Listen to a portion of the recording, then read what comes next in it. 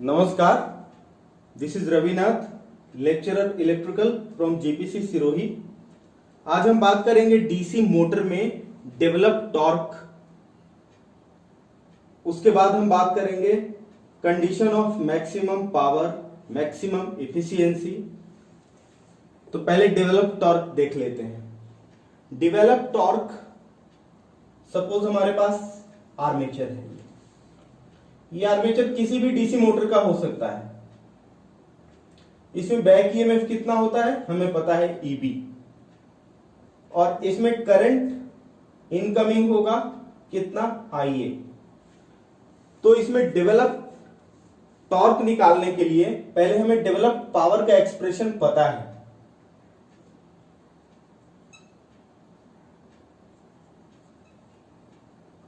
Developed power in armature of DC motor is what? EB, back EMF into armature current। तो torque क्या होगा? Torque होता है power upon angular speed.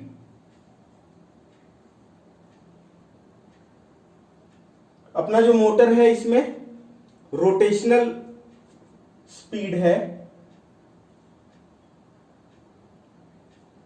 और यदि लीनियर स्पीड की बात होती तो फोर्स होता पावर अपॉन स्पीड होता।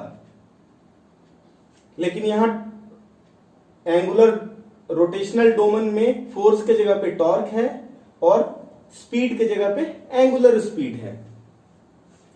तो पावर जो डेवलप्ड है, अभी ये टॉर्क कौन सा है? Torque developed in armature, torque developed in armature of DC motor. तो ईबी आईए upon angular speed. Angular speed suppose omega है। ये ओमेगा का यूनिट क्या होता है? ये होता है मैकेनिकल रेडियन। यदि ये मैकेनिकल एंगुलर स्पीड है तो मैकेनिकल रेडियन पर सेकेंड होता है। ये हमें पता होना चाहिए। और ये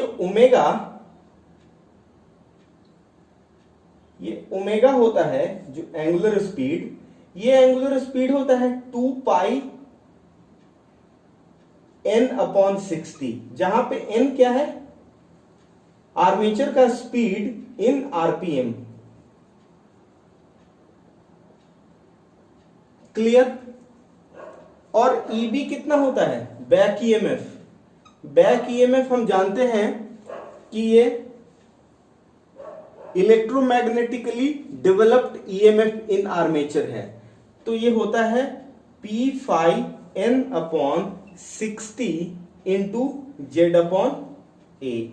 जेनरेटेड ईएमएफ जेनरेटर में का यही एक्सप्रेशन है, और मोटर में बैक ईएमएफ का भी यही एक्सप्रेशन है। तो अब हम टॉर्क डेवलप्ड इन मोटर की बात करें तो वो हम क्या लिख सकते हैं? ईबी की जगह पे P phi n upon 60 into Z upon A upon omega के जगह पे क्या लिख सकते हैं? 2 पाई n अपॉन 60। इसको सिंप्लीफाई करेंगे, P phi n Z upon 60a into 60 upon 2 pi n। Now n to n is cancelled and 60 to 60 is cancelled. तो left with P Z upon, यहां पे हमने मिस किया क्या? आईए मिस किया, तो यहां पे आईए भी होगा 2 पाई ए फाई इंटू आईए। क्लियर? तो अब हम बात करते हैं कि डेवलप टॉर्क मोटर में कितना होगा। ये जो टर्म है, number of pole, number of armature conductor, number of parallel path, ये किसी भी मोटर का डिजाइन कांस्टेंट है। ये डिजाइन के समय से ही कांस्टेंट होता है, ये चेंज नहीं होता है। तो इसको हम कांस्टेंट मान सकते हैं। तो डेवलप टॉर्क क्या होता है? K∅Ia होता है। अभी हम इसको दूसरे मेथड से देखेंगे।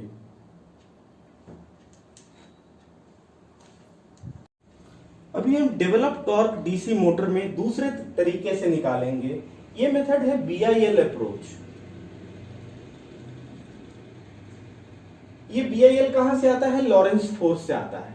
तो हम इतने डिटेल में ना जाके BIL मेथड से निकालेंगे आर्मेचर में डेवलप टॉर्क। ये BIL क्या है? ये BIL है जब कोई कंडक्टर, करंट कैरिंग कंडक्टर को मैग्नेटिक फील्ड B में रखा जाता है और उस कंडक्टर का लेंथ L है, तो उसमें फोर्स लगता है BIL। तो force on one conductor which can be written FC, ये क्या होगा? B into I into L,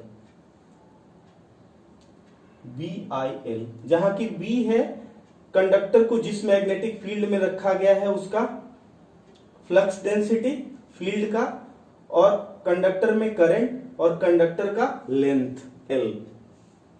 तो ये हमें पता है। अब B हम कैसे निकालें? तो B हमें पता है कि B होता है फ्लक्स डेंसिटी Φ/A होता है। हमारे पास ये आर्मेचर है। आर्मेचर किस फॉर्म में होता है? सिलिंड्रिकल फॉर्म में होता है। This is our armature.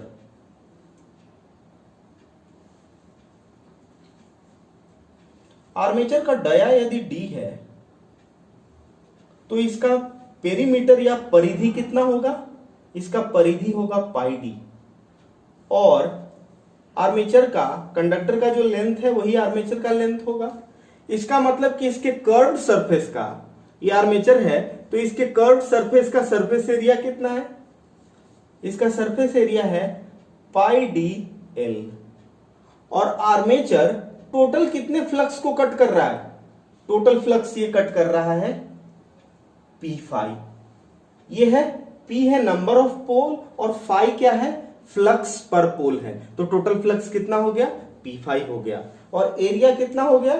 πdl। तो B की जगह पे हम रिप्लेस कर सकते हैं क्या? P∅/πdl। अब हो गया आर्मेचर के कंडक्टर में कितना करंट फ्लो हो रहा है? आर्मेचर में तो Ia करंट फ्लो हो रहा है, और आर्मेचर में कितना पैरेलल पाथ है? A पैरेलल पाथ है। तो आर्मेचर के हर कंडक्टर में Ia/A करंट फ्लो हो रहा है, जहां की A क्या है? पैरेलल पाथ है, आर्मेचर का नंबर ऑफ पैरेलल पाथ। तो अब हमें FC मिल गया। FC कितना हुआ? ये FC हो गया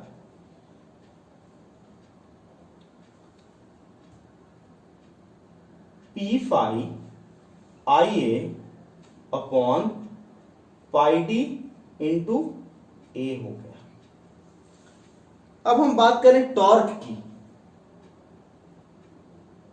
developed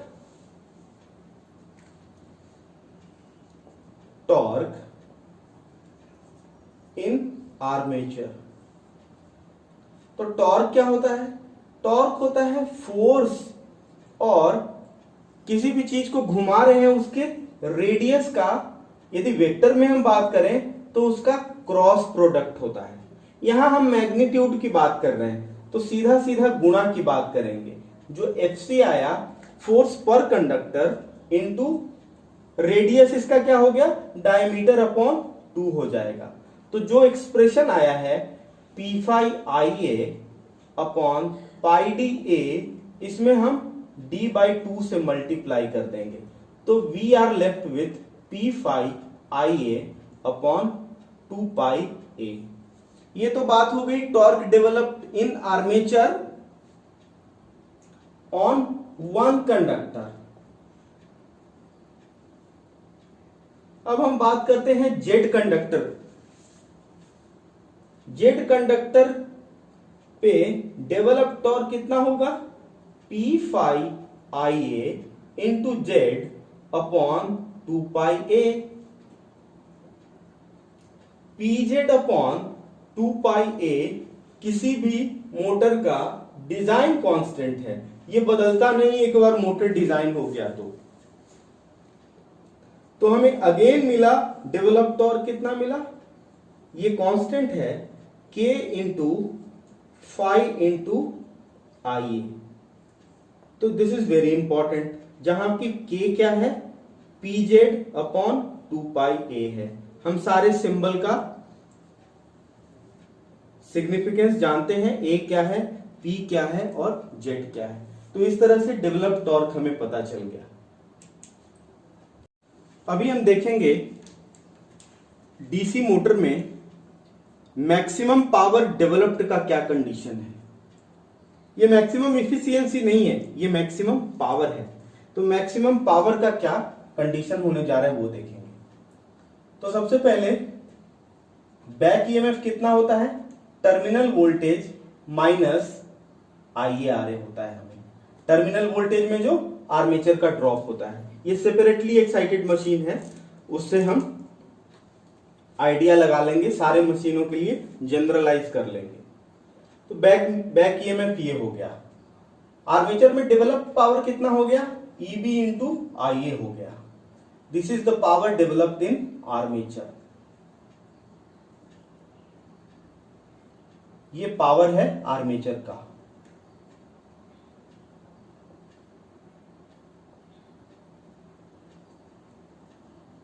armature of DC motor.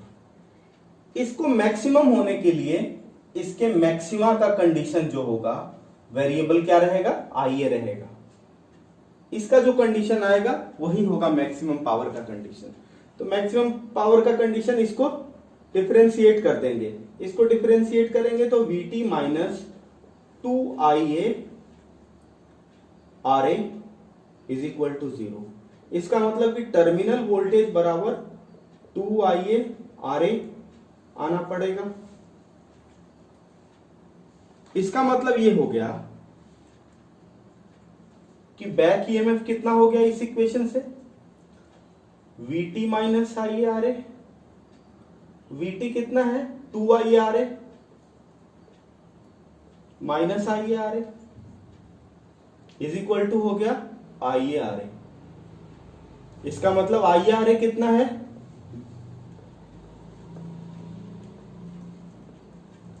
Vt upon 2। मतलब कि for maximum power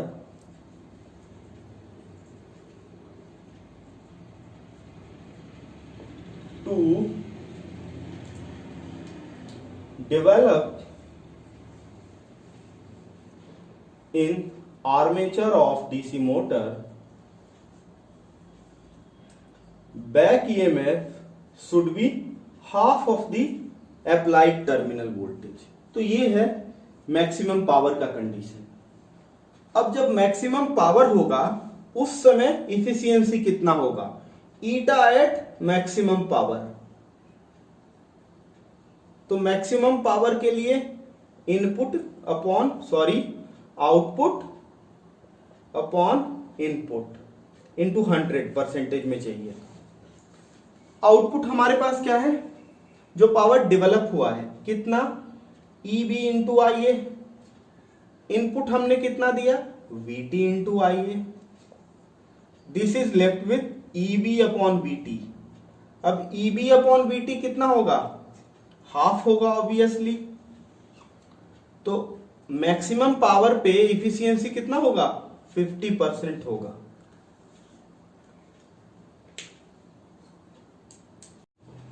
condition of maximum power देखने के बाद अब कंडीशन ऑफ मैक्सिमम इफिशियंसी देखते हैं डीसी मोटर में। तो इफिशियंसी क्या होता है, आउटपुट अपॉन इनपुट या फिर output upon output plus losses, जैसे जैसे डेटा पता है, या फिर input minus losses upon input. तो इसमें ये थर्ड कंडीशन हमें सूट करेगा, क्योंकि हमें इनपुट पता है, इनपुट करंट पता है और क्या वोल्टेज दे रहे हैं वो हमें पता है। तो इफिशियंसी निकालना है, तो इफिशियंसी कितना होगा, इनपुट कितना दे रहे हैं हम, VT इंटू IA दे रहे हैं, यही IA IL भी है, लोड करंट भी यही है, माइनस लॉसेस। तो लॉसेस कितने तरह के हो रहे हैं? सबसे पहले तो आर्मेचर में लॉस हो रहा है, आर्मेचर का लॉस है IA स्क्वायर RA। उसके बाद यदि ब्रश का भी लॉस इंक्लूड करें तो ब्रश में वोल्टेज ड्रॉप हो रहा है VBD, और उसको IA से मल्टीप्लाई कर देंगे तो ये ब्रश का लॉस हो जाएगा, minus no load loss. No load loss क्या क्या होता है? फ्रिक्शन एंड विंडेज लॉस होता है, प्लस कोर लॉस भी होता है। तो ये कांस्टेंट लॉस में काउंट होता है, तो ये हम बात करेंगे। अपॉन इनपुट, इनपुट क्या है? VTI है। अब इसमें IA सब में कॉमन है, एक को छोड़ के, तो IA से डिवाइड कर देंगे इसको, तो बचेगा VT minus IARA minus VBD brush drop का voltage upon constant loss upon IA upon VT। Clear? अब हम बात करते हैं एक और, इसमें हम इसको और सिंप्लीफाई कर सकते हैं। ये हो जाएगा 1 minus IARA plus VBD plus PK upon IA by VT। ये सिंपल हो जाएगा। For maximum efficiency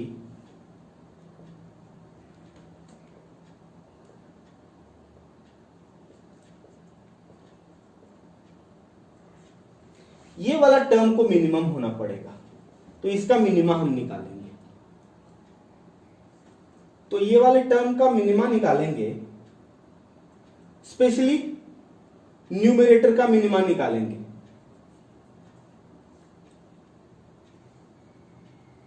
D numerator upon, यहां पे वेरिएबल रहेगा IA इज इक्वल टू 0। ये जो कंडीशन आएगा वही कंडीशन होगा मैक्सिमम इफिशियंसी का कंडीशन। तो अब इसके न्यूमरेटर को हम डिफरेंशिएट करते हैं। डिफरेंशिएट करेंगे तो पहला वाला पार्ट क्या आएगा? RA आएगा, दूसरा तो कांस्टेंट है 0 आएगा, plus PK upon minus IA square. आपको पता होगा 1 अपॉन IA का डिफरेंशिएशन यदि हम निकालेंगे IA के रेस्पेक्ट में तो आएगा -1 upon IA square. Clear? Is equal to 0। ये कंडीशन क्या है? ये कंडीशन है RA is equal to PK upon IA square. मतलब ये कंडीशन है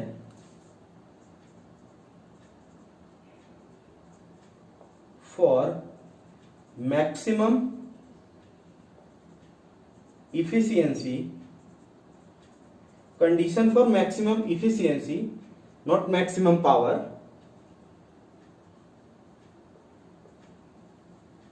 ये क्या हो गया? ये हो गया वेरिएबल लॉस, जैसा कि ट्रांसफॉर्मर में आया था, is equal to constant loss. तो इस तरह से हमने देखा condition for maximum efficiency in DC motor. इससे पहले देखा था कंडीशन फॉर मैक्सिमम पावर। अब एक बार पावर फ्लो हम देख लेते हैं मोटर और जनरेटर दोनों में। मोटर में देते हैं हम टर्मिनल पे electrical power, electrical power input देते हैं हम। उसमें सबसे पहले लॉस होता है कॉपर लॉस। तो इसको हम इस तरह से लिखते हैं,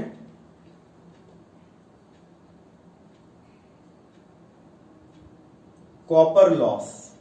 कॉपर लॉसेस है, ये कॉपर लॉस आर्मेचर में होगा, सीरीज फील्ड है तो सीरीज फील्ड में होगा, शंट फील्ड में होगा, दोनों फील्ड है तो दोनों में होगा। तो सीरीज और शंट फील्ड जिस तरह का मोटर है सब में कॉपर लॉस होगा। उसके बाद जो बचेगा वो आर्मेचर में जाएगा, मतलब वो होगा आर्मेचर पावर,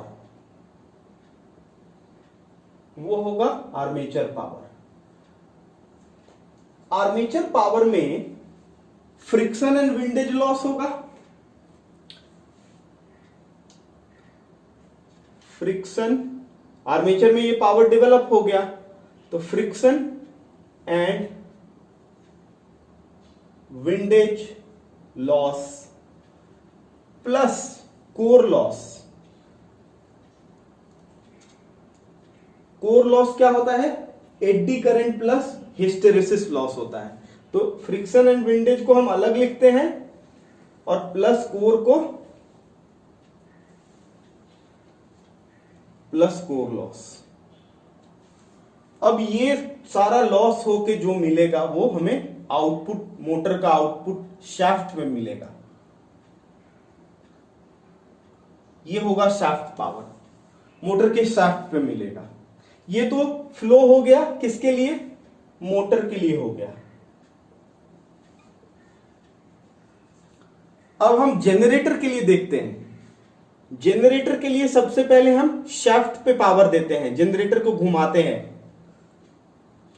तो शाफ्ट पे जो पावर देते हैं वो पावर सबसे पहले फ्रिक्शन एंड विंडेज लॉस में, दोबारा लिख रहा हूं समझने के लिए, आप एक ही बार में समझ सकते हैं।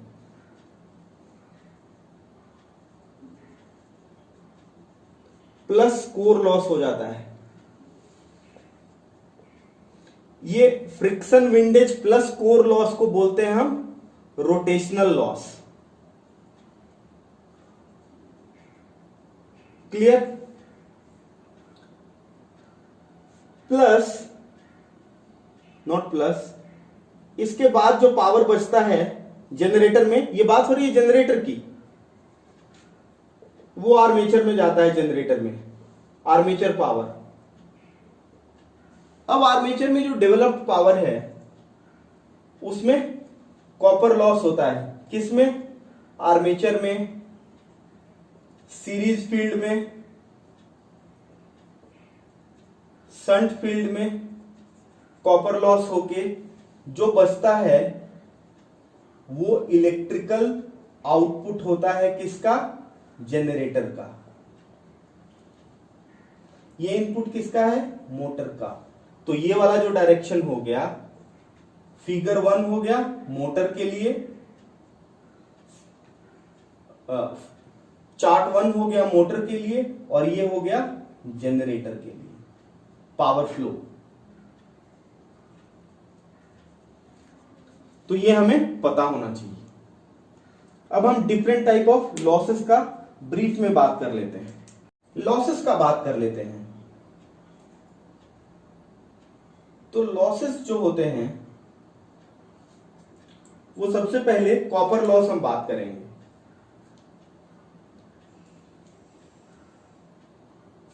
कॉपर लॉस कहां कहां होता है?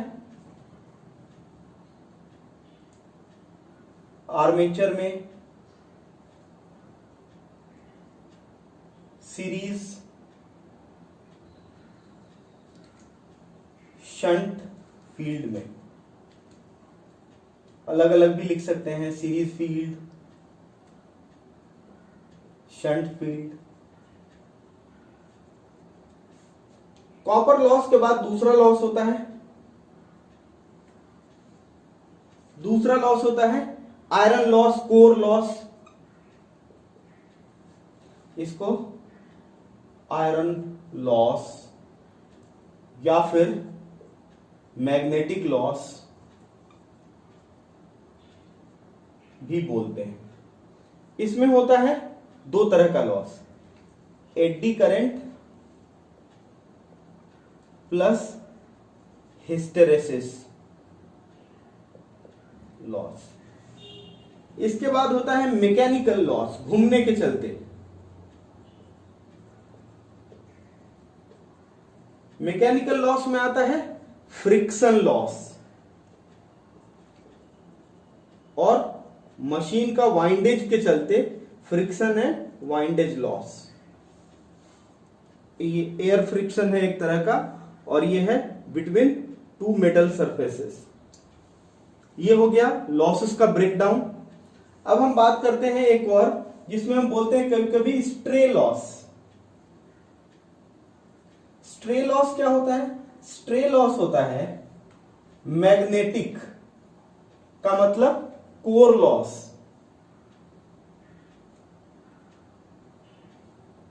मैग्नेटिक बोले, कोर लॉस बोले, आयरन लॉस बोले, एक ही बात है। तो स्ट्रे लॉस होगा मैग्नेटिक लॉस, कोर लॉस या iron loss plus mechanical loss. इसका मतलब कि इन दोनों लॉसों को हम मिला दें तो ये लॉस हो गया स्ट्रे लॉस। क्लियर? अब बहुत तरह के लॉस कांस्टेंट लॉस होते हैं, जैसे कि कोर लॉस कांस्टेंट होता है, मैकेनिकल लॉस कांस्टेंट होता है। तो इसको कई बार कांस्टेंट लॉस भी बोलते हैं। कई बार क्या होता है कि हमारे पास शंट जनरेटर या मोटर होता है, तो उसके शंट फील्ड में भी लॉस जो होता है वो कांस्टेंट ही होता है। तो शंट फील्ड कॉपर लॉस, उस केस में हम बात जब करते हैं शंट मशीन की, तो शंट मशीन में कांस्टेंट लॉस क्या क्या होता है? Stray loss. अब हमने स्ट्रे लॉस देख ही लिया, core loss plus mechanical loss. Mechanical loss भी दो तरह का है, फ्रिक्शन और विंडेज लॉस। तो कांस्टेंट लॉस होता है stray loss plus, shunt machine की बात हो रही है केवल, plus copper loss in field winding. तो इस तरह से हमने डिटेल में बात किया। धन्यवाद।